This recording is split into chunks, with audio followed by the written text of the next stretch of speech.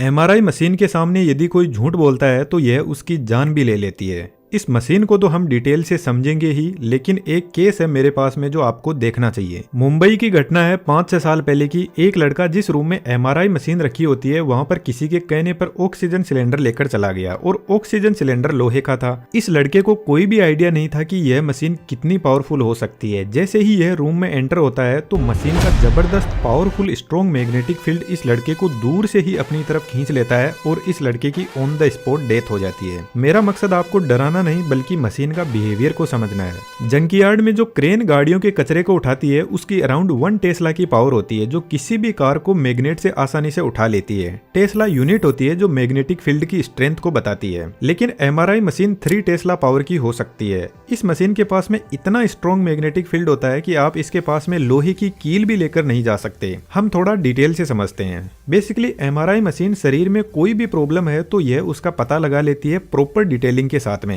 तो specially brain की scanning के लिए इसका यूज होता है। एमआरआई की फुल फॉर्म वीडियो को पूरा देखने के बाद में अपने दिमाग से कमेंट बॉक्स में आपको लिखनी है। मशीन के बीच में आपको एक बोर दिखाई दे रहा है, इसी के अंदर पेशेंट के हेड को रखा जाता है और चारों तरफ यह एक रिंग दिखाई दे रही है। इसी का पूरा खेल है। इस रिंग के अंदर एक सुपर कंडक्टिंग मैग्नेट होती है जो एक परमानेंट मैग्नेट ही होती है, लेकिन इसका बिहेवियर थोड़ा अलग टाइप का है। मैग्नेट के अंदर एक कोइल टाइप वाइंडिंग होती है जो नियोबियम या टाइटेनियम की बनी होती है। इस कोइल का रेजिस्टेंस एकदम 0 होता है, लेकिन फिलहाल इस कोइल के पास में कोई मैग्नेटिक फील्ड नहीं है तो सबसे पहले इस कोइल को चार्ज किया जाता है और जैसे ही यह चार्ज होगी तो कोइल के अंदर करंट सर्कुलेट करने लग जाएगा और यह करंट अपने आसपास एक मैग्नेटिक फील्ड जनरेट करेगा। लेकिन यह फील्ड ज्यादा स्ट्रॉन्ग नहीं होगा क्योंकि करंट सर्कुलेट होगा तो वाइंडिंग का टेम्परेचर बढ़ेगा और रेजिस्टेंस बीच में आ जाएगा। तो रेजिस्टेंस को 0 मेंटेन रखने के लिए इस कोइल को लिक्विड हीलियम की कूलिंग प्रोवाइड की जाती है जिसका टेम्परेचर -261 डिग्री सेंटीग्रेड होता है और यह लिक्विड हीलियम कोइल के टेम्परेचर को 0 डिग्री सेंटीग्रेड पर रखती है, जिसकी वजह से यह कोइल सुपर कंडक्टिंग स्टेज में आ जाती है और इसके पास में एक पावरफुल स्ट्रॉन्ग मैग्नेटिक फील्ड हो जाता है। इस कोइल का रेजिस्टेंस ही 0 है तो इसको हमें बाहर से कोई भी सप्लाई देने की जरूरत नहीं है। एक बार इस कोइल को चार्ज कर दो और जब यह सुपर कंडक्टिंग स्टेज में पहुंच जाए तो इसका मैग्नेटिक फील्ड लाइफ टाइम तक रहेगा क्योंकि रेजिस्टेंस ही पावर को लॉस करता है और यहाँ पे रेजिस्टेंस ही 0 है और इसके बाद में मैग्नेट को पैक कर दिया जाता है। हमारी बॉडी में 60% पानी होता है और पानी में हाइड्रोजन एटम होते हैं और यदि हम जिंदा है तो इन हाइड्रोजन एटम के पास में आपको पता है कुछ ना कुछ एनर्जी भी होगी, लेकिन यह अपनी मर्जी के मालिक होते हैं और रेंडमली अपनी एनर्जी रिलीज करते रहते हैं। जब एटम स्ट्रॉन्ग मैग्नेटिक फील्ड में आएंगे तो यह मैग्नेटिक फील्ड इन सभी एटम्स को एक लाइन में सेट कर देगा और बढ़िया से अलाइन कर देगा। यह जो मैग्नेट होती है ना, इसका मैग्नेटिक फील्ड होमोजीनियस होता है, जिसका मतलब है मैग्नेट का फील्ड बॉडी के हर एक एटम पर इक्वल फोर्स लगाता है। तो अभी पूरी बॉडी के एटम्स एकदम अच्छे से मैग्नेटिक फील्ड के साथ में सेट हो गए हैं। अब आता है मशीन का दूसरा पार्ट जिसका नाम है रेडियो फ्रीक्वेंसी कोइल। जब ब्रेन की स्कैनिंग होती है तो हमारे ब्रेन के एकदम पास में कुछ इस टाइप का कंपोनेंट सेट किया जाता है जिसको रेडियो फ्रीक्वेंसी कोइल बोलते हैं। अब थोड़ा सा अपना फोकस बढ़ाएंगे। यह कोइल क्या करती है कि ब्रेन के अंदर रेडियो फ्रीक्वेंसी सिग्नल भेजती है, लेकिन लगातार नहीं भेजती है। एक बार पल्स भेजती है फिर वापस इसको बंद कर दिया जाता है। जैसे मान के चलो यह एक हाइड्रोजन एटम है और रेंडमली अपनी एनर्जी रिलीज कर रहा है नेचुरल अर्थ की ग्रेविटी के हिसाब से। तो सबसे पहले सुपर कंडक्टिंग मैग्नेट का फील्ड इस पर लगाते हैं तो यह प्रॉपर डिसिप्लिन में आ जाएगा। अब इस एटम पर रेडियो फ्रीक्वेंसी की पल्स डालते हैं 90 डिग्री वाली और यह पल्स क्या करेगी, इस हाइड्रोजन एटम को 90 डिग्री पर रोटेट करवा देगी और इतना होते ही रेडियो फ्रीक्वेंसी को बंद कर देते हैं। अब यह हाइड्रोजन एटम वापस जो सुपर कंडक्टिंग मैग्नेट का फील्ड है उसके साथ में अलाइन होने की कोशिश करेगा और जब यह वापस अपनी पोजीशन पर आने लगेगा तो कुछ ना कुछ एनर्जी जो रेडियो फ्रीक्वेंसी कोइल ने दी थी उसको वापस रिलीज करेगा। और रेडियो फ्रीक्वेंसी कोइल का रिसीवर हमारे दिमाग के एकदम पास में लगा रहता है। तो जैसे ही सभी एटम्स अपनी एनर्जी रिलीज करते हैं तो रेडियो फ्रीक्वेंसी कोइल का रिसीवर इस एनर्जी को सेंस कर लेता है और यह जो एनर्जी जिस फ्रीक्वेंसी पर वापस आई है ना, इसको रेजोनेंस फ्रीक्वेंसी बोलते हैं। थोड़ा इसको आसान करते हैं। मान के चलो आपकी गर्लफ्रेंड ने आपके एक जबरदस्त चांटा मार दिया। अब आप में हिम्मत होगी तो आप वापस चांटा मारने की कोशिश करोगे, लेकिन जो गर्लफ्रेंड की इंटेंसिटी थी चांटा मारने की उतनी इंटेंसिटी से नहीं मार पाओगे। तो यहाँ पर हुआ क्या, पहले गर्लफ्रेंड आपके पास में रेडियो फ्रीक्वेंसी भेजी चांटे के रूप में और अब आप में एकदम से एनर्जी आ गई। अब आपको गुस्सा आया तो यह एनर्जी आपको वापस रिलीज करनी है, तो आप वापस चांटा मार दोगे। तो यह जो एनर्जी वापस घूम के आई है ना गर्लफ्रेंड के पास में, इसी को रेजोनेंस फ्रीक्वेंसी बोलते हैं। अब जो गर्लफ्रेंड है ना, उसको आप रेडियो फ्रीक्वेंसी कोइल समझो। यह एक तरीके का सेंसर है जो हमारे दिमाग के पास में लगा रहता है और चेक करता रहता है कि कितनी एनर्जी वापस आई है। अब यार ऐसा है कि आप भी कुछ क्रिएटिव करना चाहते हो और ऐसा एनिमेशन सीखना चाहते हो तो हमारा बेहतरीन 3D एनिमेशन का कोर्स ज्वाइन कर सकते हो।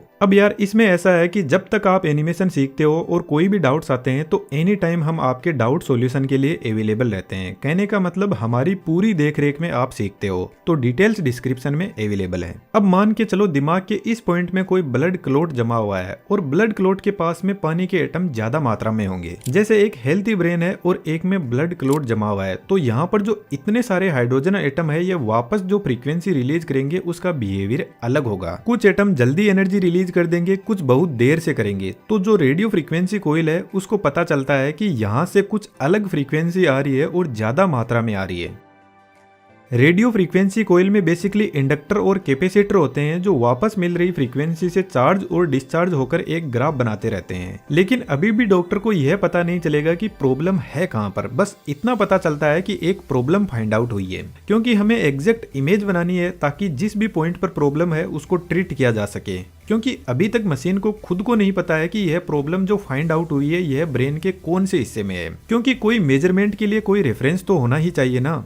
जैसा कि यदि आप बोलते हो कि आसमान में तारा टूटा है और अगले दिन मैं आपसे पूछूं कि कल तारा कहां पे टूटा था, तो आप सिर्फ एक अंदाजा बता सकते हो कि इधर वाले साइड में टूटा था, लेकिन मुझे तो उसकी एग्जैक्ट पोजीशन चाहिए ताकि हम किसी दूसरे को भी बता सके। तो वही काम अब हमें करना है। तो फिर मशीन का तीसरा कंपोनेंट ग्रेडियंट कोइल सामने आता है और ग्रेडियंट कोइल ही एग्जैक्ट इमेज बनाने में हेल्प करती है। ग्रेडियंट कोइल इस बोर में इस पोजीशन पे लगी रहती है। थोड़ा ध्यान से देखना, इन दोनों कोइल में सप्लाई ऑपोजिट डायरेक्शन में दी जाती है, जिससे कोइल के पास में अपना फील्ड जनरेट होता है। अब वैसे तो यहाँ पे इतनी सारी फील्ड लाइन जनरेट होती है, लेकिन हम सिंपलिसिटी के लिए यहाँ पर एक एक फील्ड लाइन को ही मान लेते हैं। तो जो इधर वाली कोइल है इसका मैग्नेटिक फील्ड तो जो मेन मैग्नेटिक फील्ड है उसी डायरेक्शन में है, तो यह दोनों ऐड हो जाएंगे।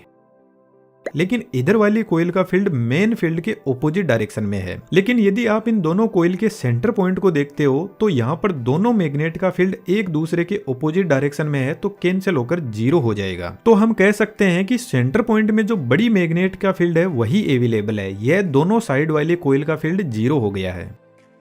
हम मान लेते हैं सेंटर पॉइंट पर बड़ी मैग्नेट का जो फील्ड है उसकी स्ट्रेंथ 1 टेस्ला की है। अब इस सेंटर पॉइंट से जैसे जैसे हम इधर जाएंगे तो यह फील्ड बढ़ता जाएगा 1.1 टेस्ला, 1.2 टेस्ला, 1.3 टेस्ला, क्योंकि इधर वाली ग्रेडियंट कोइल और मेन फील्ड जुड़ रहे हैं और इसके ऑपोजिट साइड में ठीक ऐसे ही फील्ड कम हो रहा है। अब यह जो हमें एक लाइन मिली है यह जेड एक्सिस की लाइन है और जैसे इस पॉइंट पर कोई प्रॉब्लम है तो मशीन को पता लगेगा कि जेड एक्सिस में 1.2 टेस्ला का जहां पर मैग्नेटिक फील्ड है वहां से फ्रीक्वेंसी कुछ अलग टाइप की आ रही है। इसी तरीके से यहाँ पे एक्स एक्सिस और वाई एक्सिस के लिए भी ऐसी कोइल लगी रहती है।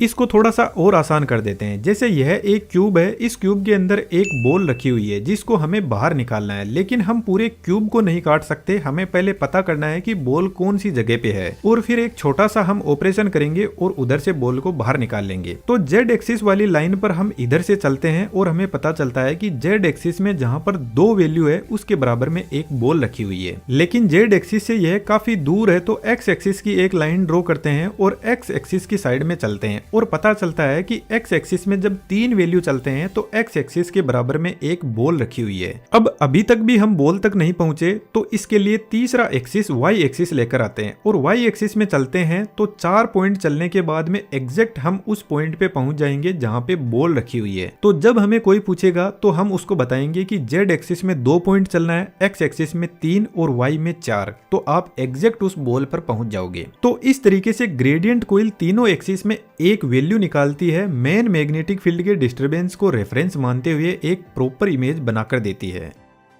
एमआरआई जब किसी पेशेंट की होती है तो 30 से 40 मिनट लग सकते हैं, क्योंकि रेडियो फ्रीक्वेंसी मल्टीपल टाइम भेजी जाती है एक एग्जैक्ट इमेज बनाने के लिए। इस मशीन के जितने एक्सरे के साइड इफेक्ट होते हैं वैसे तो इसके कोई भी साइड इफेक्ट नहीं है, लेकिन यदि आपके कोई पास्ट में सर्जरी हुई है और आपकी बॉडी में कोई लोहे का पार्ट डाल दिया है तो आपको डॉक्टर को पहले से ही बता देना है, कुछ भी नहीं छुपाना है। अदरवाइज जब मशीन के पास में जाओगे तो मशीन आपकी बॉडी को फाड़ के लोहे का टुकड़ा बाहर निकाल लेगी। तो जो आपसे डॉक्टर पूछते हैं सब कुछ सच सच बता देना है। जनरली एमआरआई बॉडी के मसल्स पार्ट में बेहतर तरीके से काम करती है, जहाँ पे वाटर कंटेंट ज्यादा अवेलेबल रहता है। हम और भी ऐसे ही बेहतरीन वीडियोस पे काम कर रहे हैं जो आपके नॉलेज को बढ़ाने में बहुत हेल्पफुल होंगे, तो आप चैनल को सब्सक्राइब कर सकते हो। वीडियो में देखा हुआ एनिमेशन यदि आपको सीखना है तो हमारे बेहतरीन 3D एनिमेशन के कोर्स को ज्वाइन कर सकते हो। हमारी तरफ से आपको फुल सपोर्ट रहेगा।